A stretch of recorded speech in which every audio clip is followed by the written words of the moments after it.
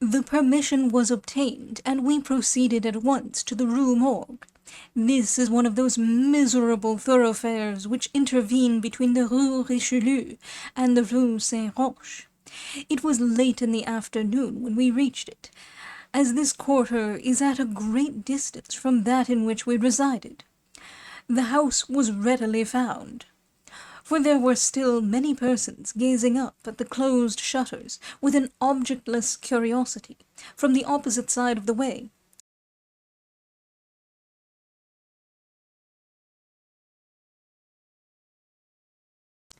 It was an ordinary Parisian house with a gateway, on one side of which was a glazed watch-box with a sliding panel in the window indicating a loge de concierge.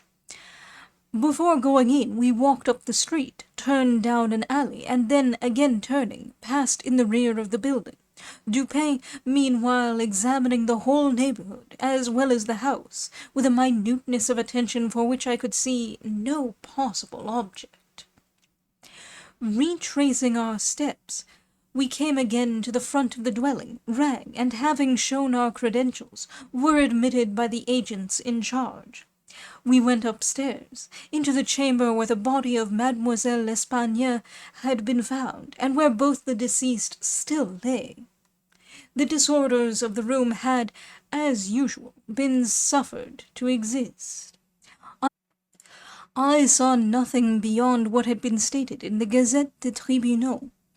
Dupin scrutinized everything, not excepting the bodies of the victims. We then went into the other rooms, and into the yard, a gendarme accompanying us throughout. The examination occupied us until dark, when we took our departure. On our way home, my companion stepped in for a moment at the office of one of the daily papers. I have said that the whims of my friend were manifold, and that je les ménageais. For this phrase there is no English equivalent. It was his humour now to decline all conversation on the subject of the murder until about noon the next day. He then asked me suddenly if I had observed anything peculiar at the scene of the atrocity. There was something in his manner of emphasizing the word peculiar which caused me to shudder, without knowing why. "No, nothing peculiar," I said. "Nothing more, at least, than we both saw stated in the paper." "The Gazette," he replied, "has not entered, I fear, into the unusual horror of the thing. But dismiss the idle opinions of this print. It appears to me that this mystery is considered insoluble, for the very reason which should cause it to be regarded as easy of solution. I mean for the outré character of its features. The police are confounded by the seeming absence of motive, not for the murder itself, but for the atrocity of the murder. They are puzzled, too, by the seeming impossibility of reconciling the voices heard in contention with the facts that no one was discovered upstairs but the assassinated Mademoiselle L'Espagne, and that there were no means of egress without the notice of the party ascending. The wild disorder of the room, the corpse thrust, with the head downward, up the chimney, the frightful mutilation of the body of the old lady, these considerations, with those just mentioned, and others which I need not mention, have sufficed to paralyze the powers, by putting completely at fault the boasted acumen of the government agents. They have fallen into the gross but common error of confounding the unusual with the abstruse. But it is by these deviations from the plane of the ordinary that reason feels its way, if at all, in its search for the true. In investigations such as we are now pursuing, it should not be so much asked, what has occurred, as what has occurred that has never occurred before. In fact, the facility with which I shall arrive, or have arrived, at the solution of this mystery, is in the direct ratio of its apparent insolubility in the eyes of the police. I stared at the speaker in mute astonishment. I am now awaiting a person who, although perhaps not the perpetrator of these butcheries, must have been in some measure implicated in their perpetration. Of the worst portion of the crimes committed, it is probable that he is innocent. I hope that I am right in this supposition, for upon it I build my expectation of reading the entire riddle. I look for the man here, in this room, every moment. It is true that he may not arrive, but the probability is that he will. Should he come, it will be necessary to detain him. Here are pistols, and we both know how to use them when occasion demands their use. I took the pistols, scarcely knowing what I did, or believing what I heard, while Dupin went on, very much as if in a soliloquy. I have already spoken of his abstract manner at such times. His discourse was addressed to myself, but his voice, although by no means loud, had that intonation which is commonly employed in speaking to someone at a great distance. His eyes, vacant in expression, regarded only the wall. That the voices heard in contention, he said, by the party upon the stairs were not the voices of the women themselves, was fully proved by the evidence. This relieves us of all doubt upon the question whether the old lady could have first destroyed the daughter and afterward have committed suicide.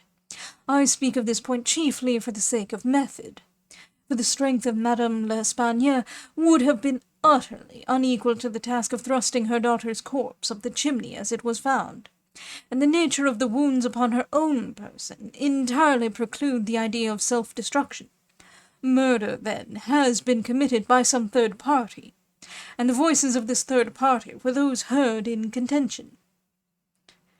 Let me now advert, not to the whole testimony respecting these voices, but to what was peculiar in that testimony. Did you observe anything peculiar about it? I remarked that while all the witnesses agreed in supposing the gruff voice to be that of a Frenchman, there was much disagreement in regard to the shrill, or as one individual termed it, the harsh voice. That was the evidence itself, said Dupin, but it was not the peculiarity of the evidence. You have observed nothing distinctive. Yet there was something to be observed. The witnesses, as you remark, agreed about the gruff voice. They were here unanimous, but in regard to the shrill voice, the peculiarity is, not that they disagreed, but that while an Italian, an Englishman, a Spaniard, a Hollander, and a Frenchman attempted to describe it, each one spoke of it as that of a foreigner. Each is sure that it was not the voice of one of his own countrymen. Each likens it, not to the voice of an individual of any nation with whose language he is conversant, but the converse. The Frenchman supposes it the voice of a Spaniard, and might have distinguished some words had he been acquainted with the Spanish. The Dutchman maintains it to have been that of a Frenchman, but we find it stated that, not understanding French, this witness was examined through an interpreter. The Englishman thinks it the voice of a German, and does not understand German. The Spaniard is sure that it was that of an Englishman, but judges by the intonation altogether, as he has no knowledge of the English. The Italian believes it the voice of a Russian, but has never conversed with a native of Russia. A second Frenchman differs, moreover, with the first, and is positive that the voice was that of an Italian, but not being cognizant of that tongue, is, like the Spaniard, convinced by the intonation. Now, how strangely unusual must that voice have really been, about which such testimony as this could have been elicited, in whose tones, even, denizens of the 5 great divisions of Europe could recognize nothing familiar. You will say that it might have been the voice of an Asiatic, or of an African. Neither Asiatics nor Africans abound in Paris. But, without denying the inference, I will now merely call your attention to 3 points. The voice is termed by one witness harsh, rather than shrill. It is represented by 2 others to have been quick and unequal. No words, no sounds resembling words, were by any witness mentioned as distinguishable. I know not, continued Dupin, what impression I may have made so far upon your own understanding. But I do not hesitate to say that legitimate deductions even from this portion of the testimony, the portion respecting the gruff and shrill voices, are in themselves sufficient to engender a suspicion which should give direction to all farther progress in the investigation of the mystery. I said legitimate deductions, but my meaning is not thus fully expressed. I designed to imply that the deductions are the sole proper ones, and that the suspicion arises inevitably from them as the single result. What the suspicion is, however, I will not say just yet. I merely wish you to bear in mind that, with myself, it was sufficiently forcible to give a definite form, a certain tendency, to my inquiries in the chamber. Let us now transport ourselves in fancy to this chamber. What shall we first seek here? The means of egress employed by the murderers. It is not too much to say that neither of us believe in preternatural events. Madame and Mademoiselle d'Espagne were not destroyed by spirits. The doers of the deed were material, and escaped materially. Then how? Fortunately, there is but one mode of reasoning upon the point, and that mode must lead us to a definite decision. Let us examine each by each the possible means of egress. It is clear that the assassins were in the room where Mademoiselle d'Espagne was found, or at least in the room adjoining, when the party ascended the stairs. It is then only from these two apartments that we have to seek issues. The police have laid bare the floors, the ceilings, and the masonry of the walls in every direction. No secret issues could have escaped their vigilance, but not trusting to their eyes, I examined with my own. There were, then, no secret issues. Both doors leading from the rooms into the passage were securely locked, with the keys inside. Let us turn to the chimneys. These, although of ordinary width for some 8 or 10 feet above the hearths, will not admit, throughout their extent, the body of a large cat. The impossibility of egress, by means already stated, being thus absolute, we are reduced to the windows. Through those of the front room no one could have escaped without notice from the crowd in the street. The murderers must have passed, then, through those of the back room.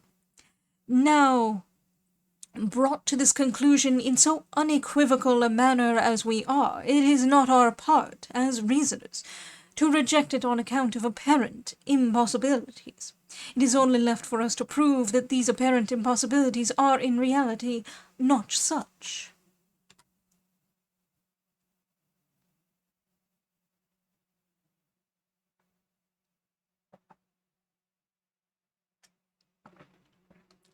There are 2 windows in the chamber. One of them is unobstructed by furniture, and is wholly visible. The lower portion of the other is hidden from view by the head of the unwieldy bedstead which is thrust close up against it. The former was found securely fastened from within. It resisted the utmost force of those who endeavoured to raise it. A large gimlet hole had been pierced in its frame to the left, and a very stout nail was found fitted therein, nearly to the head. Upon examining the other window, a similar nail was seen similarly fitted in it, and a vigorous attempt to raise this sash failed also. The police were now entirely satisfied that egress had not been in these directions, and, therefore, it was thought a matter of supererogation to withdraw the nails and open the windows. My own examination was somewhat more particular, and was so for the reason I have just given, because here it was, I knew, that all apparent impossibilities must be proved to be not such in reality. I proceeded to think thus, a posteriori. The murderers did escape from one of these windows. This being so, they could not have refastened the sashes from the inside, as they were found fastened.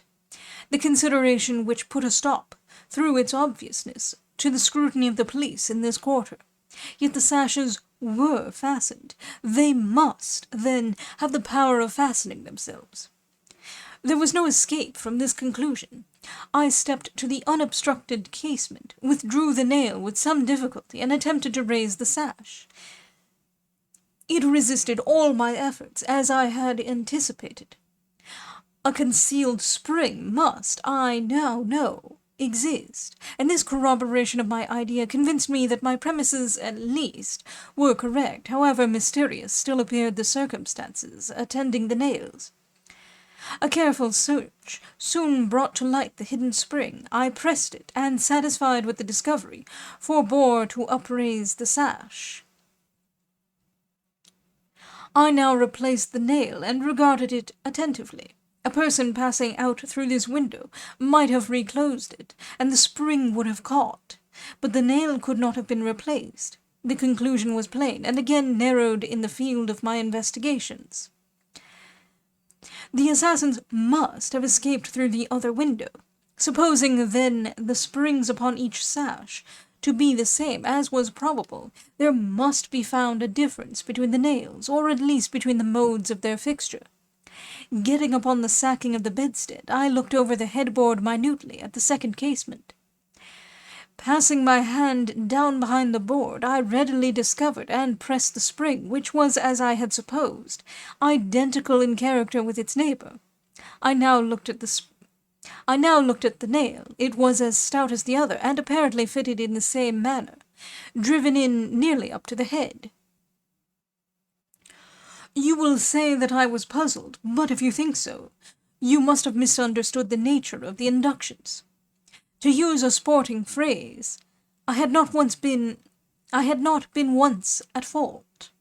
The scent had never for an instant been lost. There was no flaw in any link of the chain. I had traced the secret to its ultimate result, and that result was the nail. It had, I say, in every respect, the appearance of its fellow in the other window, but this fact was an absolute nullity, conclusive as it might seem to be, when compared with the consideration that here, at this point, terminated the clue. There must be something wrong, I said, about the nail. I touched it, and the head, with about 1/4 of an inch of the shank, came off in my fingers. The rest of the shank was in the gimlet hole, where it had been broken off.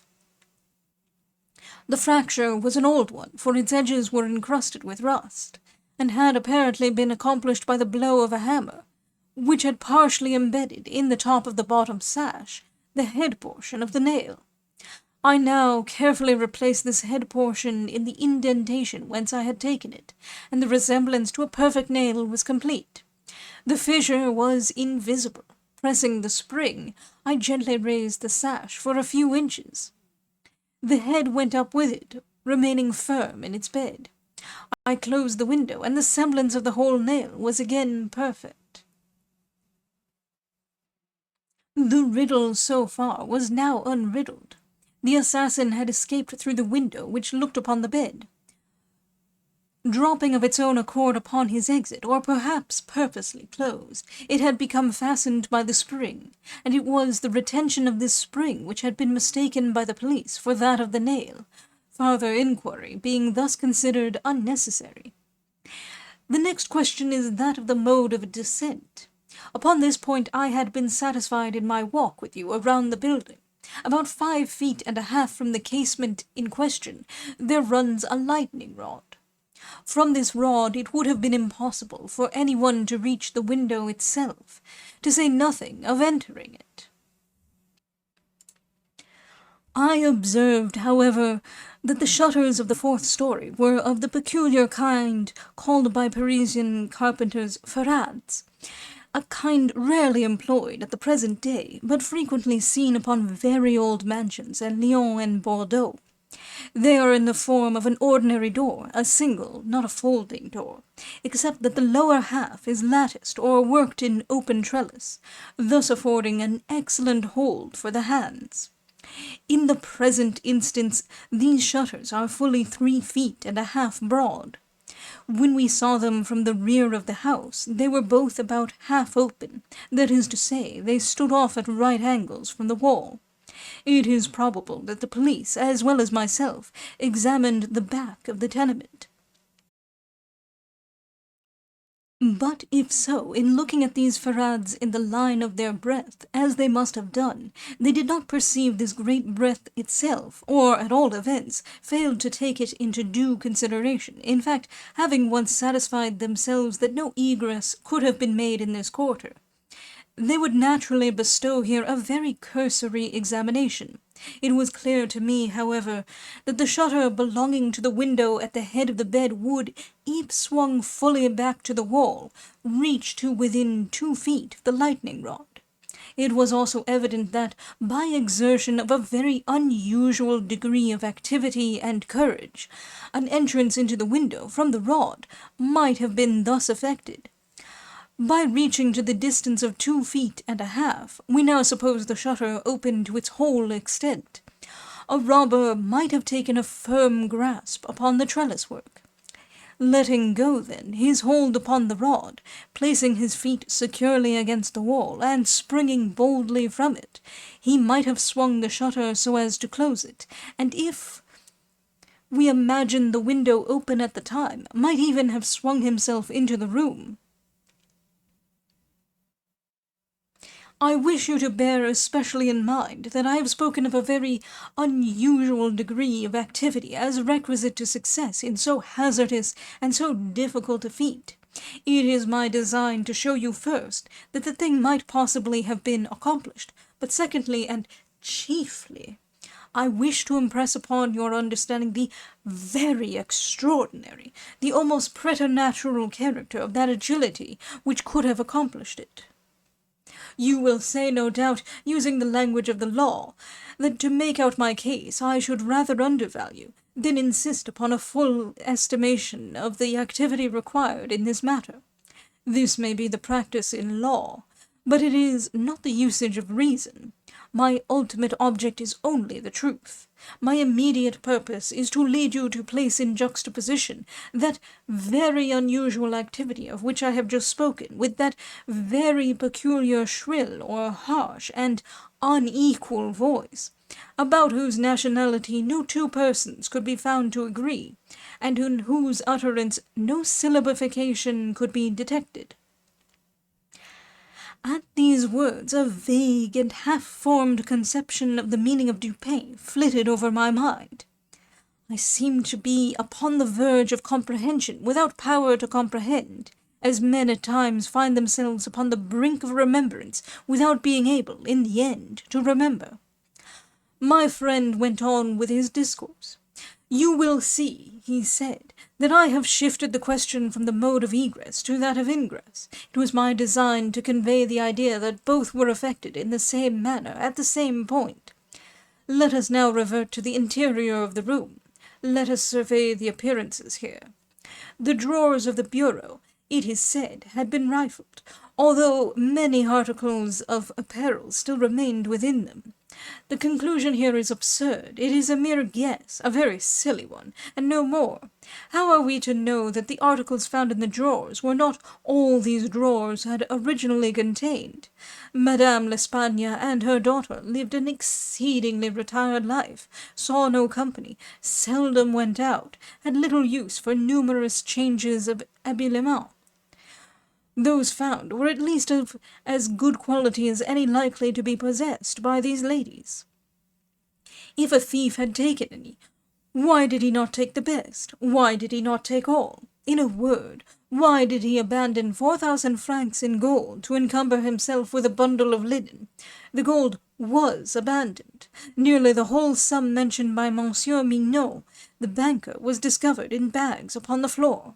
I wish you, therefore, to discard from your thoughts the blundering idea of motive engendered in the brains of the police by that portion of the evidence which speaks of money delivered at the door of the house.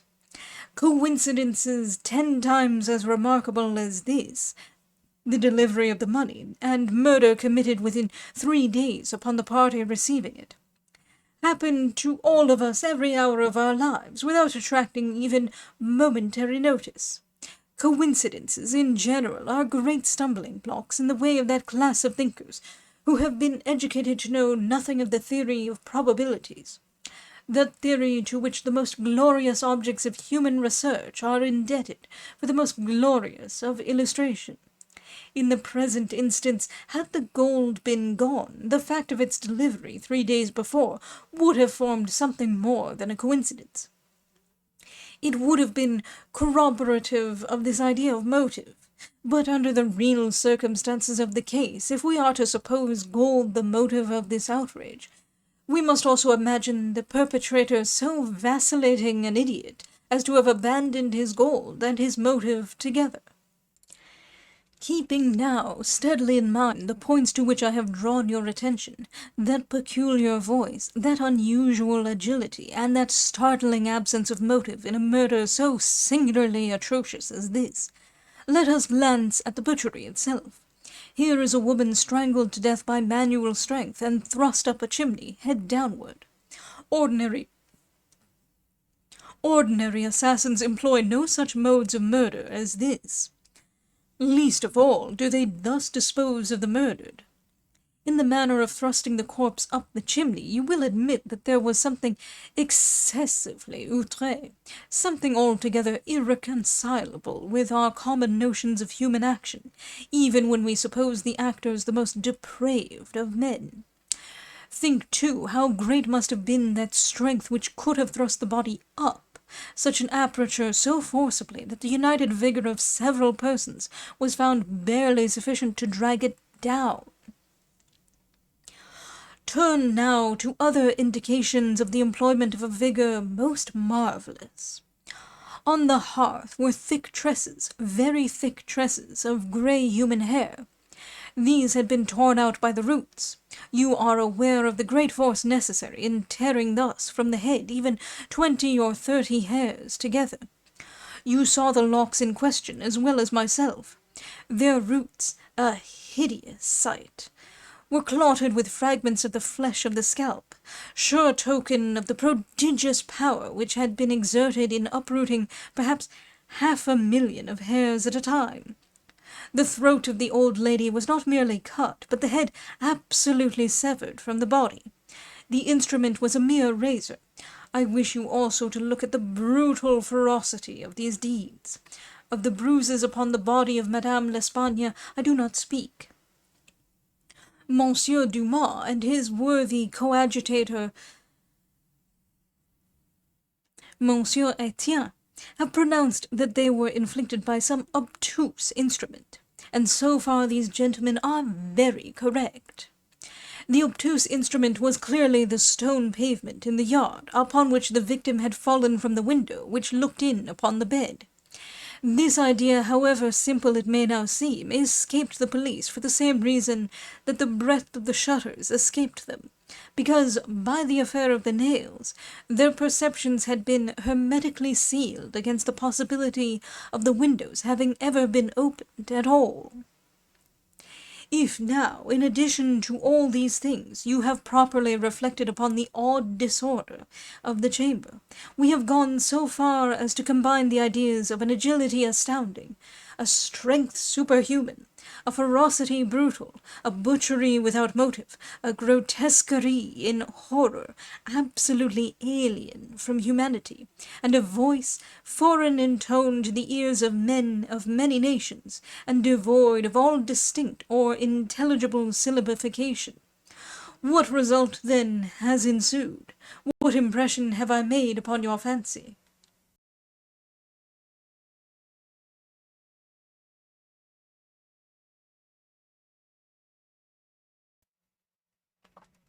I felt a creeping of the flesh as Dupin asked me the question.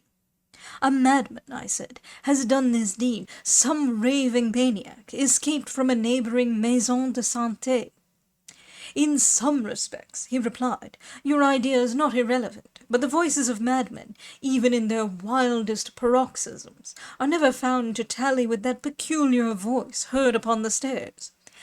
Madmen are of some nation, and their language, however incoherent in its words, has always the coherence of syllabification. Besides, the hair of a madman is not such as I now hold in my hand. I disentangled this little tuft from the rigidly clutched fingers of Madame l'Espagne. Tell me what you can make of it." "Dupin," I said, completely unnerved. "This hair is most unusual. This is no human hair." "I have not asserted that it is," said he. "But before we decide this point, I wish you to glance at the little sketch I have here traced upon this paper. It is a facsimile drawing of what has been described in one portion of the testimony as dark bruises and deep indentations of fingernails upon the throat of Mademoiselle L'Espagne, and in another, by Messieurs Dumas and Etienne, as a series of livid spots, evidently the impression of fingers. You will perceive," continued my friend, spreading out the paper upon the table before us, "that this drawing gives the idea of a firm and fixed hold. There is no slipping apparent. Each finger has retained, possibly until the death of the victim, the fearful grasp by which it originally embedded itself. Attempt now to place all your fingers at the same time in the respective impressions as you see them." I made the attempt in vain. "We are possibly not giving this matter a fair trial," he said. "The paper is spread out upon a plain surface, but the human throat is cylindrical. Here is a billet of wood, the circumference of which is about that of the throat. Wrap the drawing around it, and try the experiment again." I did so, but the difficulty was even more obvious than before. "This," I said, "is the mark of no human hand." "Read now," replied Dupin, "this passage from Cuvier." It was a minute, anatomical, and generally descriptive account of the large, fulvous orangutan of the East Indian Islands. The gigantic stature, the prodigious strength and activity, the wild ferocity, and the imitative propensities of these mammalia are sufficiently well known to all. I understood the full horrors of the murder at once. "The description of the digits," said I, as I made an end of reading, "is in exact accordance with this drawing. I see that no animal but an orangutan of the species here mentioned could have impressed the indentations as you have traced them. This tuft of tawny hair, too, is identical in character with that of the beast of Cuvier. But I cannot possibly comprehend the particulars of this frightful mystery. Besides, there were 2 voices heard in contention, and one of them was unquestionably the voice of a Frenchman."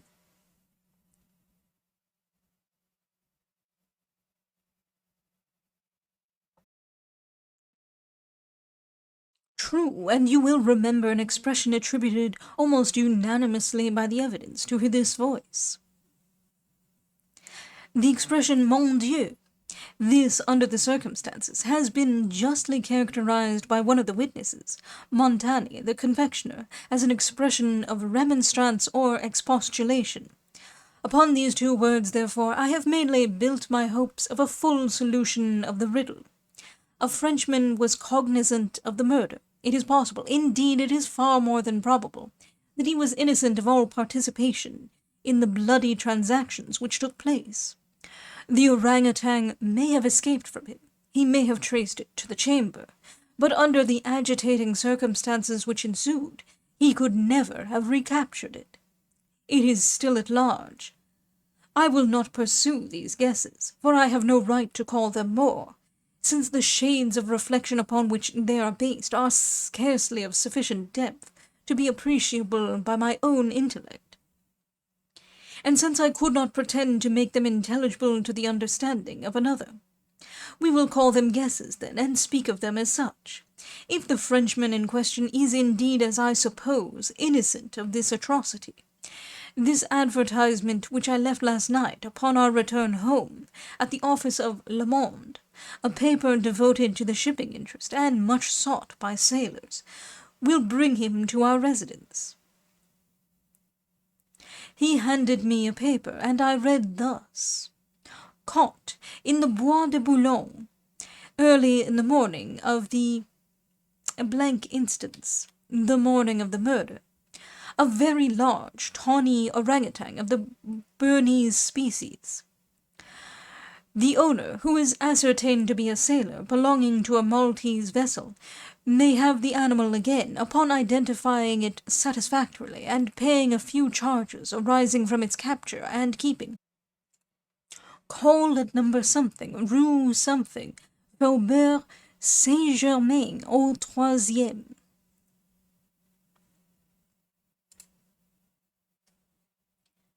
How was it possible, I asked, that you should know the man to be a sailor and belonging to a Maltese vessel? I do not know it, said Dupin. I am not sure of it. Here, however, is a small piece of ribbon, which from its form and from its greasy appearance has evidently been used in tying the hair in one of those long queues of which sailors are so fond. Moreover, this knot is one which few besides sailors can tie, and is peculiar to the Maltese. I picked the ribbon up at the foot of the lightning rod. It could not have belonged to either of the deceased. Now, if after all I am wrong in my induction from this ribbon that the Frenchman was a sailor belonging to a Maltese vessel, still I can have done no harm in saying what I did in the advertisement. If I am in error, he will merely suppose that I have been misled by some circumstance into which he will not take the trouble to inquire. But if I am right, a great point is gained. Cognizant, although innocent of the murder, the Frenchman will naturally hesitate about replying to the advertisement, about demanding the orangutan. He will reason thus: I am innocent, I am poor, my orangutan is of great value. To one in my circumstances, a fortune of itself. Why should I lose it through idle apprehensions of danger? Here it is, within my grasp. It was found in the Bois de Boulogne, at a vast distance from the scene of that butchery. How can it ever be suspected that a brute beast should have done the deed? The police are at fault. They have failed to procure the slightest clue.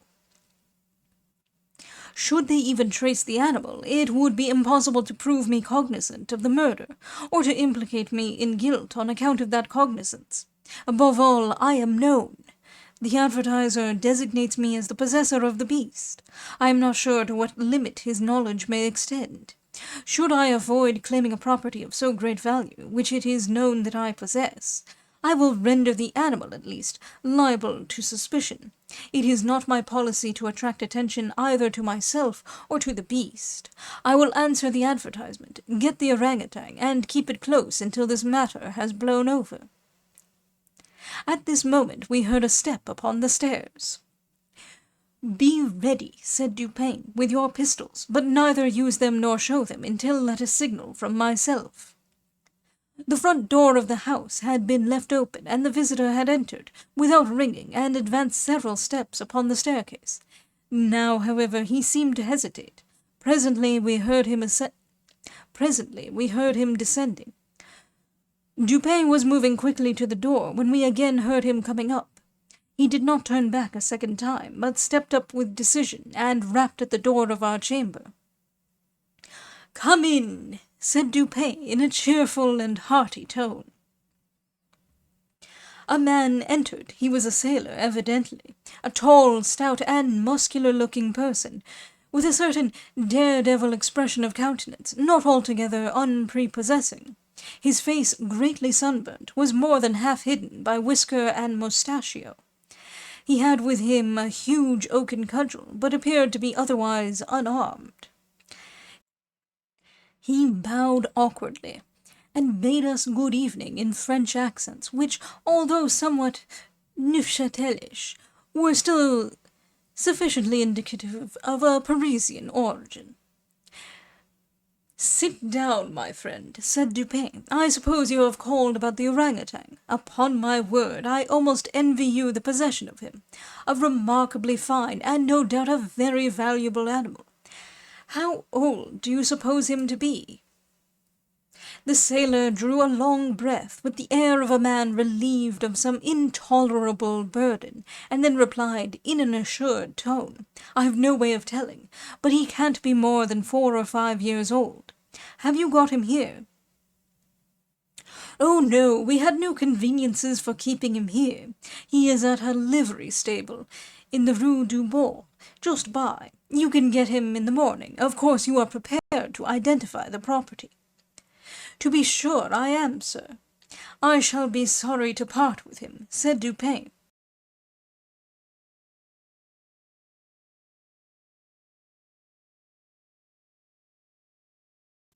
"I don't mean that you should be at all this trouble for nothing, sir," said the man.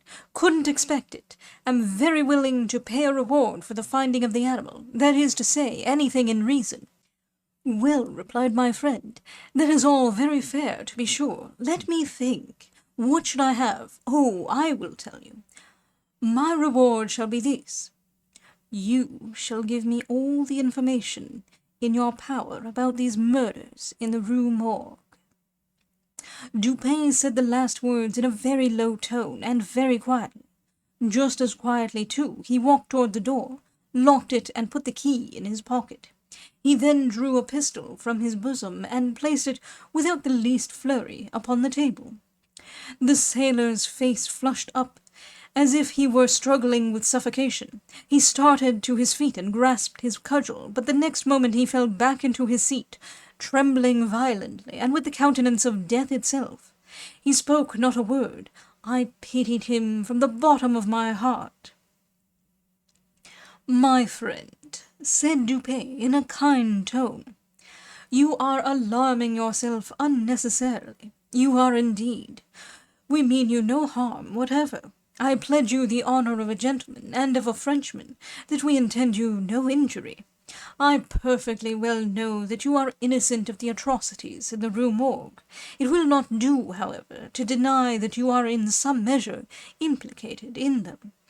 From what I have already said, you must know that I have had means of information about this matter, means of which you could never have dreamed. Now the thing stands thus. You have done nothing which you could have avoided, nothing, certainly, which renders you culpable. You were not even guilty of robbery, when you might have robbed with impunity. You have nothing to conceal. You have no reason for concealment. On the other hand, you are bound by every principle of honour to confess all you know. An innocent man is now imprisoned, charged with that crime of which you can point out the perpetrator." The sailor had recovered his presence of mind, in a great measure, while Dupin uttered these words, but his original boldness of bearing was all gone. "So help me God," said he, after a brief pause, "I will tell you all I know about this affair, but I do not expect you to believe one half I say. I would be a fool indeed if I did. Still I am innocent, and I will make a clean breast if I die for it." What he stated was, in substance, this. He had lately made a voyage to the Indian archipelago. A party, of which he formed one, landed at Borneo, and passed into the interior on an excursion of pleasure. Himself and a companion had captured the orangutan. This companion dying, the animal fell into his own exclusive possession. After great trouble, occasioned by the intractable ferocity of his captive, during the home voyage, he at length succeeded in lodging it safely at his own residence in Paris, where, not to attract toward himself the unpleasant curiosity of his neighbours, he kept it carefully secluded until such time as it should recover from a wound in the foot, received from a splinter on board ship. His ultimate design was to sell it.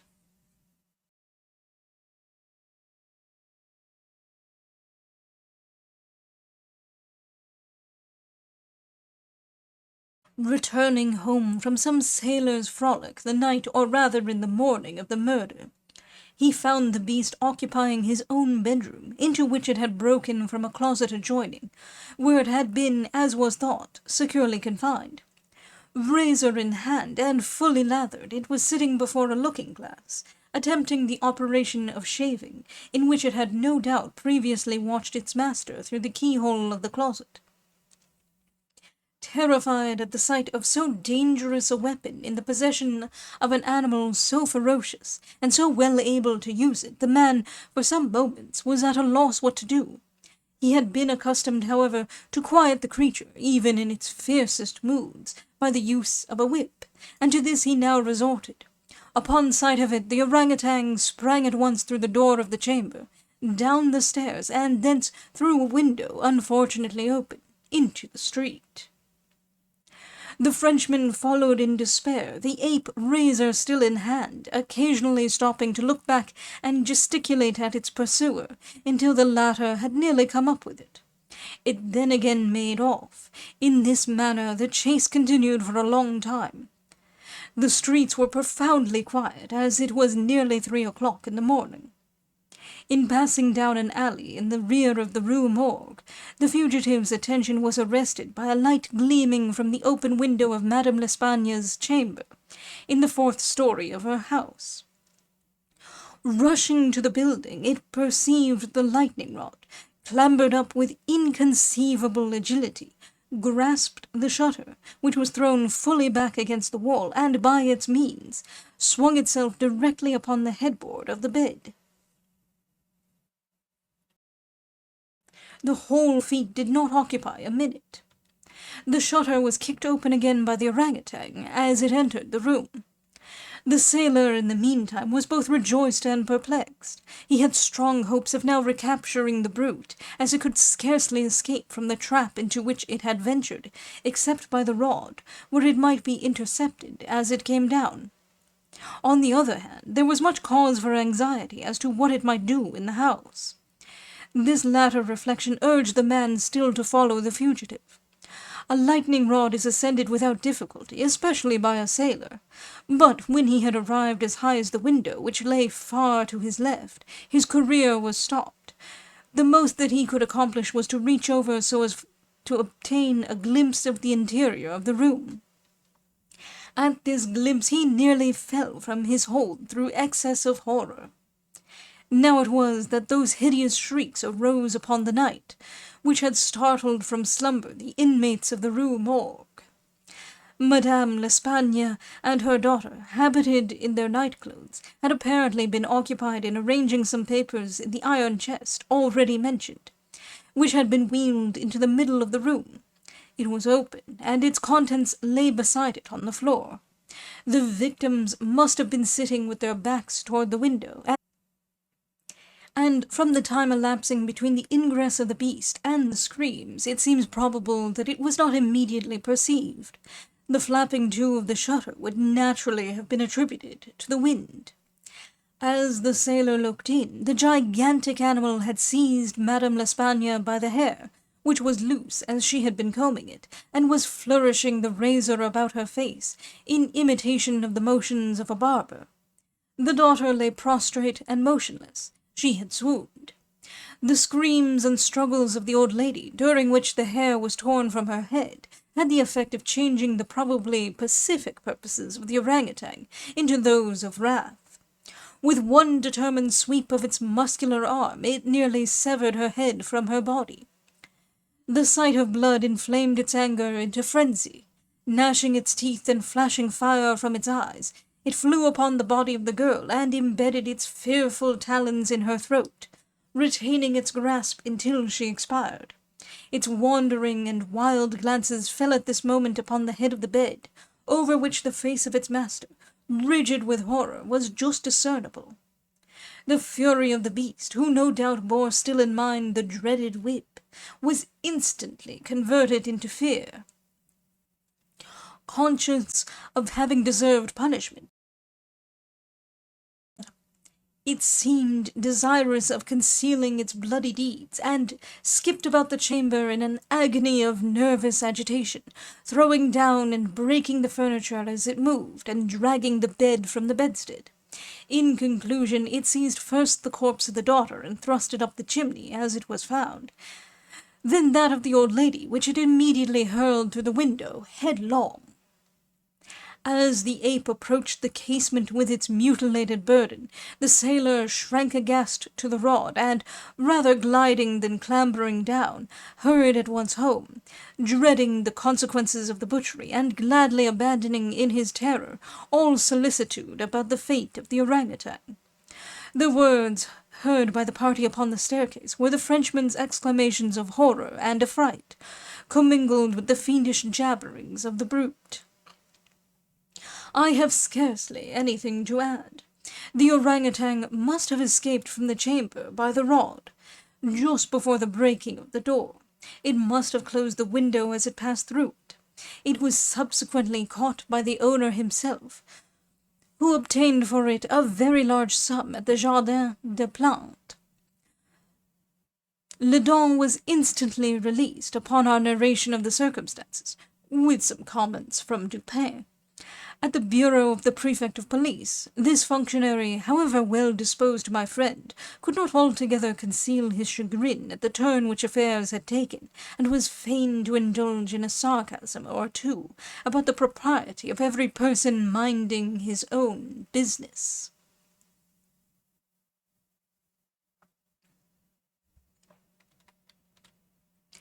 "Let him talk," said Dupin, who had not thought it necessary to reply. "Let him discourse, it will ease his conscience. I am satisfied with having defeated him in his own castle. Nevertheless, that he failed in the solution of this mystery is by no means that matter for wonder which he supposes it, for in truth our friend the prefect is somewhat too cunning to be profound. In his wisdom is no stamen. It is all head and no body, like the pictures of the goddess Laverna, or, at best, all head and shoulders, like a codfish. But he is a good creature, after all. I like him especially for one master stroke of cant, by which he has attained his reputation for ingenuity. I mean the way he has dernier ce qui est, et d'expliquer ce qui n'est pas. Rousseau, Nouvelle Héloïse. Finis. That is the end of The Murders in the Rue Morgue by Edgar Allan Poe.